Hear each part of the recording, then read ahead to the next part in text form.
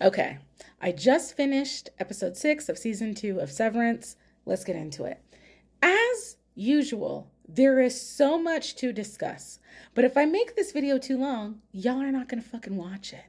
So, what we're gonna focus on is Mark and Helly, because this to me was my favorite part of the episode and what was so fascinating to me to watch.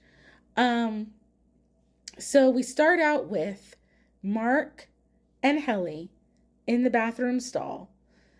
Well, I'm going to start with, I don't mean the episode starts with. I'm going to start with Mark and Helly in the bathroom stall. And Mark is telling Helly that Milchick threatened him. And Helly basically says, I know what they're trying to do. They're trying to divide us so that we won't work together because they know what will happen if we do.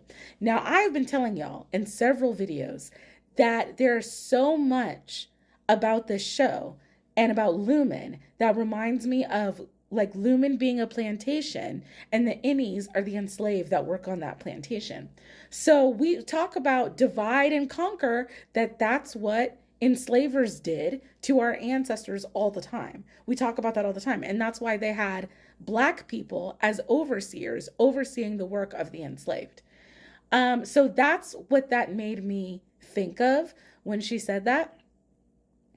Then, because of what Milchick said, Mark is like, okay, I got to tell Helly. So Mark is telling Helly that we shared vessels, which I thought it was very interesting, the use of the word vessels, because this season, it appears, is supposed to be about the Innies gaining their independence and saying, I'm not derivative of my Outie. I'm a whole person with a whole identity and that has rights that deserve to be respected and protected. So it kind of almost seems like maybe Mark is not rebelling as much as Helly is from the idea that Innies are derivative, and that's why he said vessels. So at first, Helly thinks that he means with Miss Casey. And he's like, no, I mean with her in her tent. And so this is like earth-shattering for Helly. And then Helly's like, look, I don't want her memories. I want my own.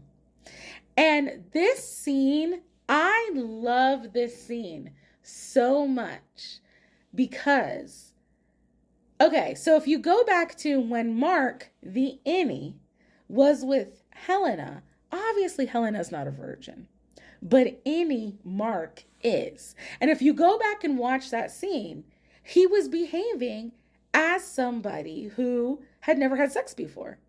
And, you know, a little bit awkward, but you still have a general idea of what to do. And if you flip it, now you have two Innies, and Mark is actually the more experienced one because he's had sex one time. And so now he's the more experienced one, and he's with Helly, and Helly, Innie Helly, is a virgin. So now they're having sex, and he, you know, which I absolutely love, which is that he confirmed consent, you know, before. And it was just so beautiful to watch because I think I told y'all that Dan Erickson said this season is about like, first the Innies were kind of children and now they're adolescents.